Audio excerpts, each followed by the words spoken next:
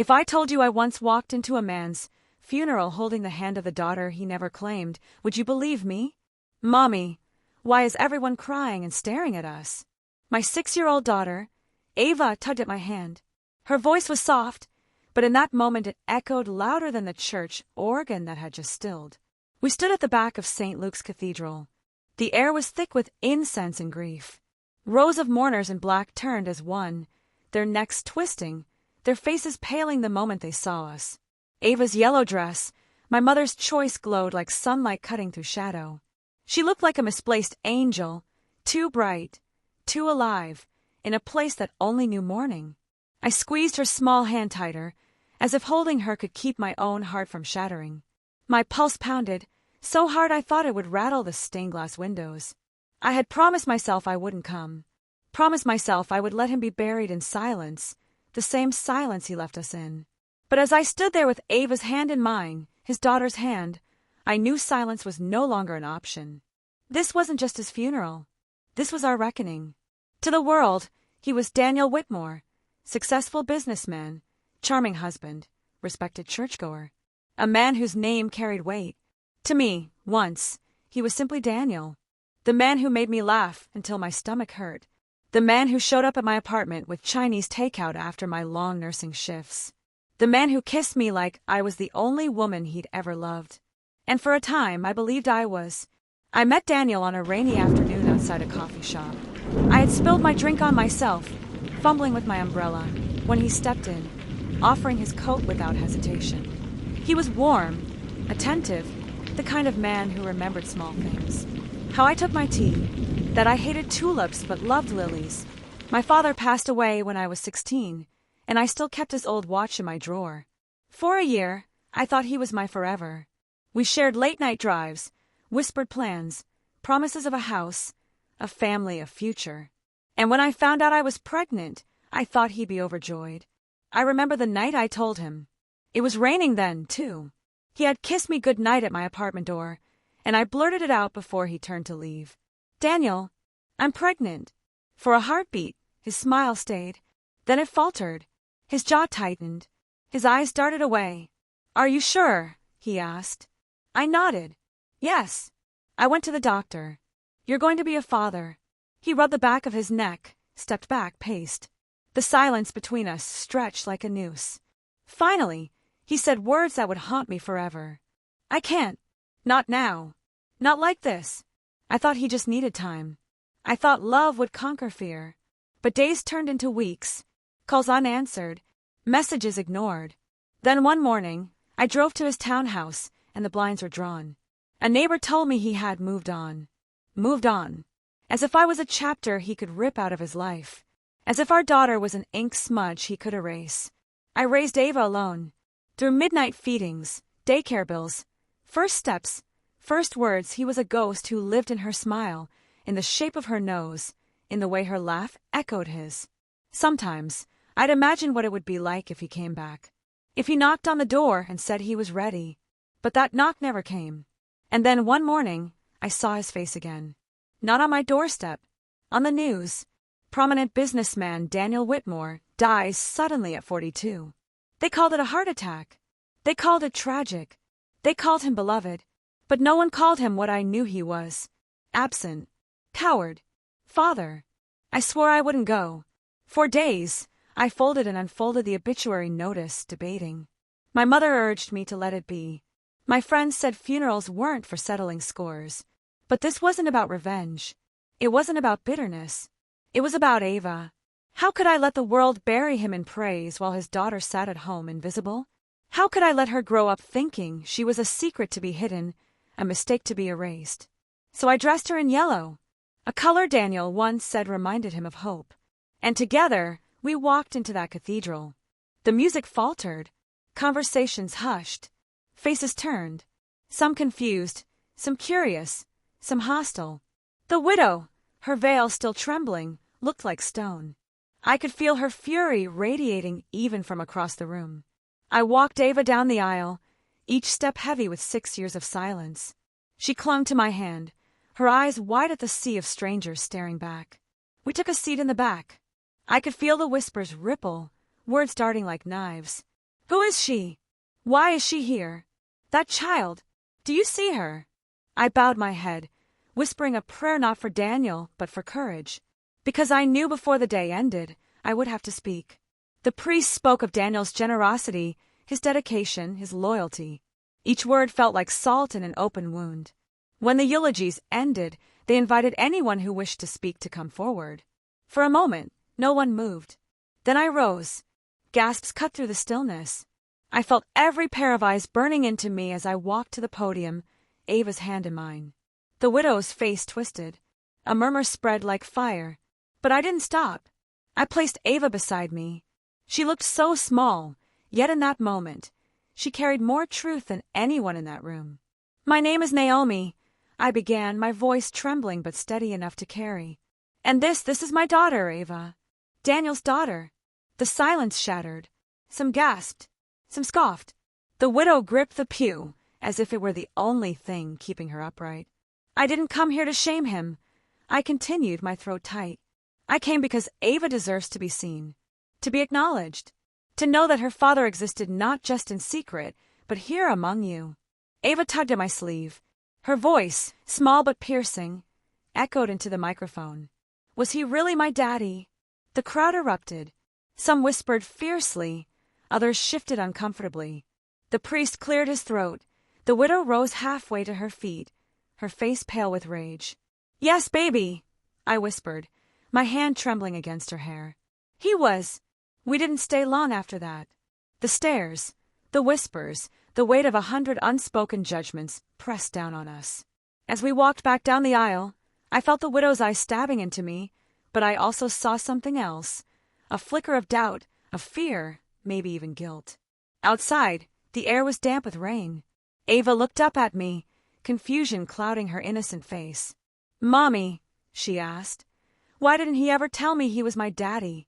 I swallowed hard, fighting the tears that threatened to spill. Because, baby, sometimes people are too afraid to do the right thing. But that doesn't mean you're not worthy of it. She nodded slowly, her small fingers tightening around mine. Across the aisle, Margaret, the widow, rose from the pew, her black veil fluttering like a warning flag. Her voice sliced through the silence.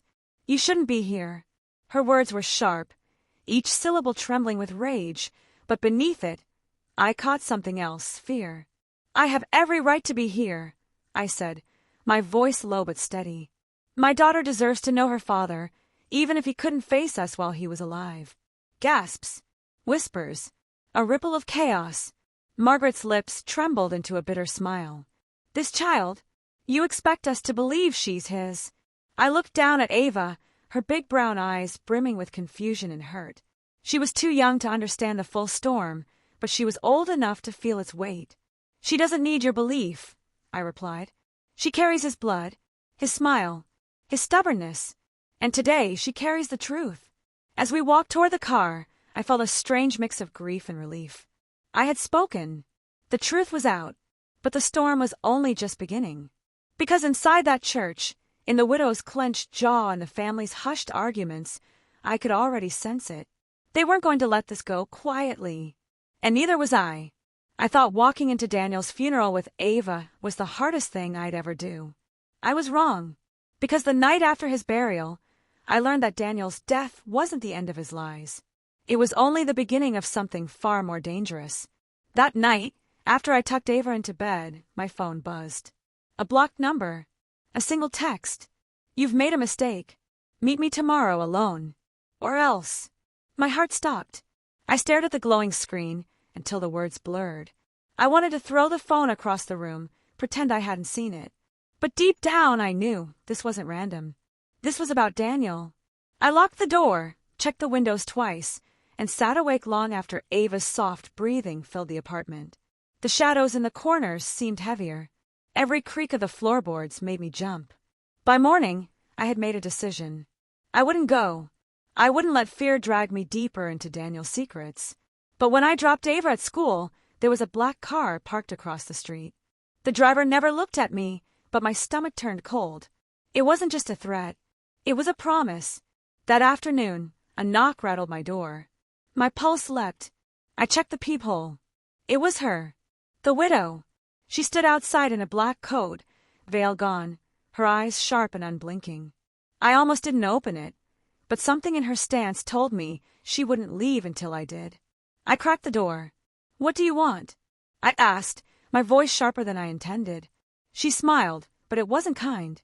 "You caused quite a scene yesterday." I said nothing. She tilted her head. "You think you're the first woman to show up claiming Daniel had a child? Do you know how many women came before you? And after?" Her words sliced through me. But then she leaned closer, her voice dropping to a whisper. "You don't know who you're dealing with. Stay quiet, or you'll regret it. For your sake, and hers." Her gaze flicked to the hallway, where Ava's shoes lay by the door. My blood ran cold. She turned and walked away, heels clicking against the concrete. I shut the door, locked it, and slid to the floor, my chest heaving. It wasn't just about Daniel abandoning us anymore. There was something else. Something bigger. The next day, I went to my mother's. I needed time to think. While Ava played in the yard, I sat at the kitchen table with Daniel's obituary spread out in front of me. Something didn't add up. The death notice was vague. Heart attack, they said. But Daniel was 42. He jogged daily. He ate better than anyone I knew. Even when he left us, he never looked unhealthy.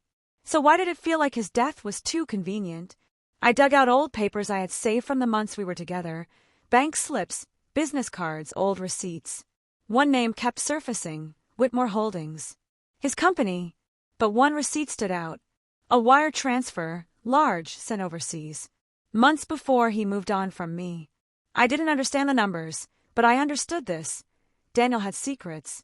And maybe, just maybe, those secrets were the reason he was dead. That night, after putting Ava to bed, I heard it. A click. The sound of my back door handle turning. I froze.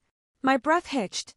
Quietly, I grabbed Ava from her bed, pressing a finger to my lips. We hid in the closet, my hand clamped over her tiny mouth as footsteps creaked across the kitchen floor. A man's voice whispered into a phone. "She's got papers. We need them back. Search everything." I held Ava tighter as drawers opened, cabinets slammed.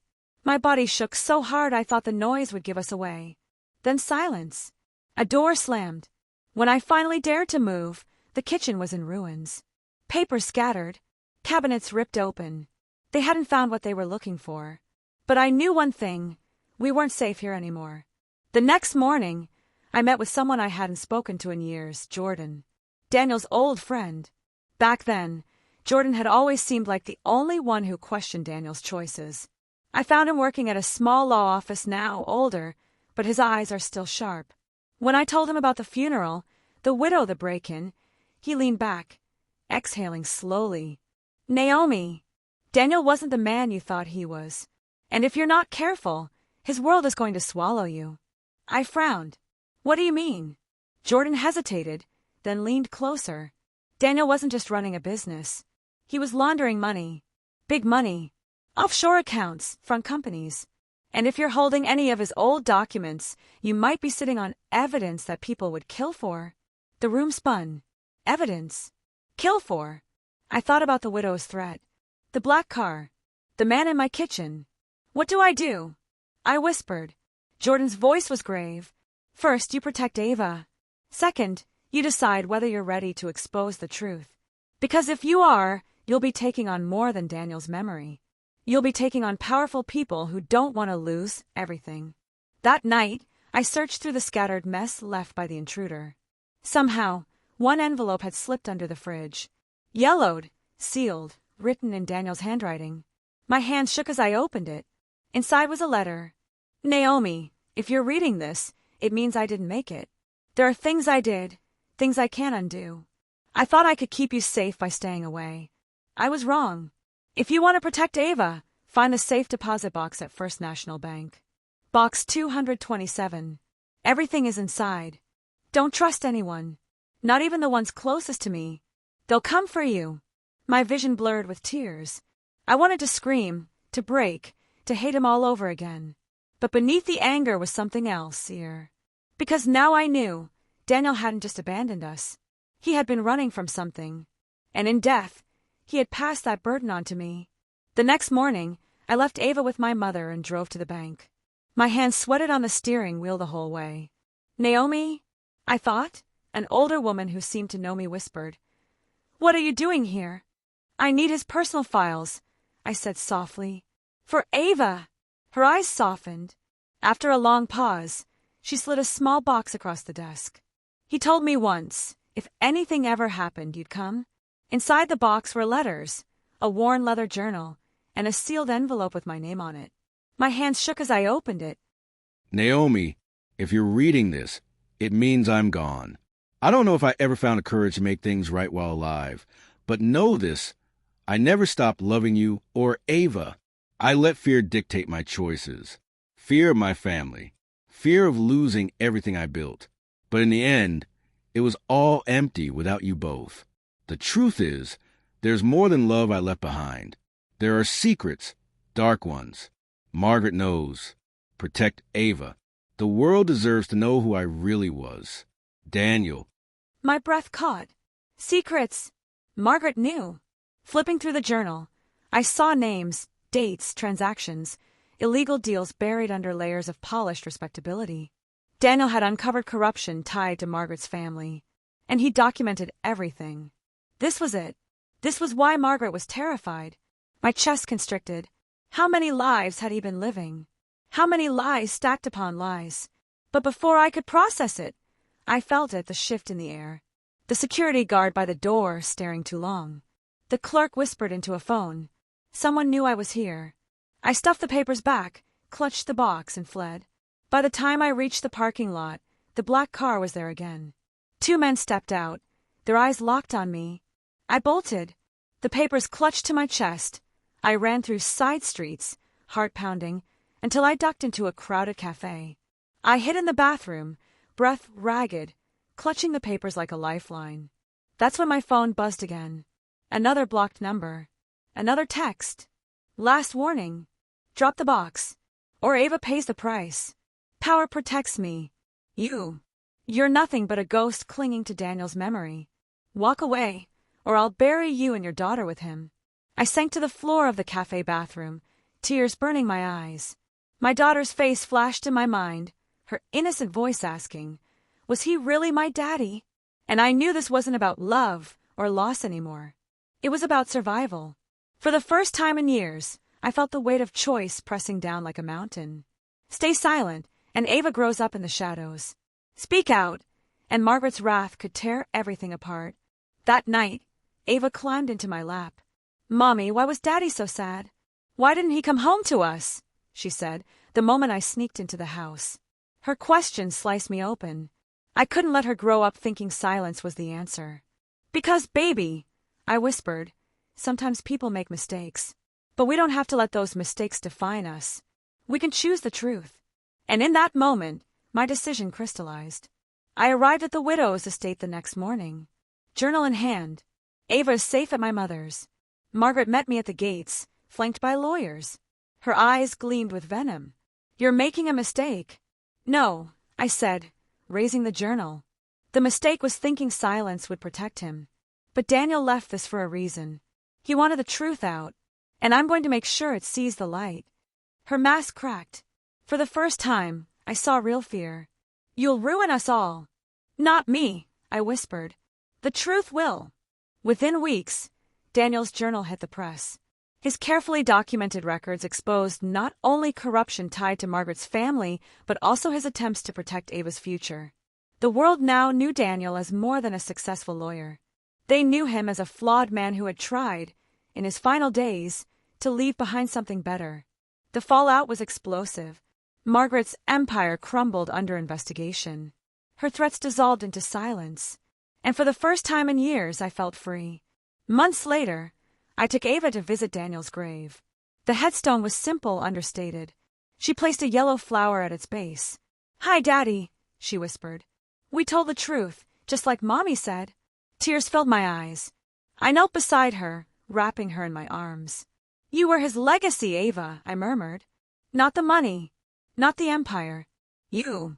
As the wind rustled through the trees, I swore I felt Daniel's presence, a quiet approval of final peace. And for the first time, I didn't feel like the woman abandoned at the edges of his story. I felt like the one who carried it forward. At its heart, this is a story about truth, legacy, and the resilience of a mother's love. Subscribe for more chilling stories like this.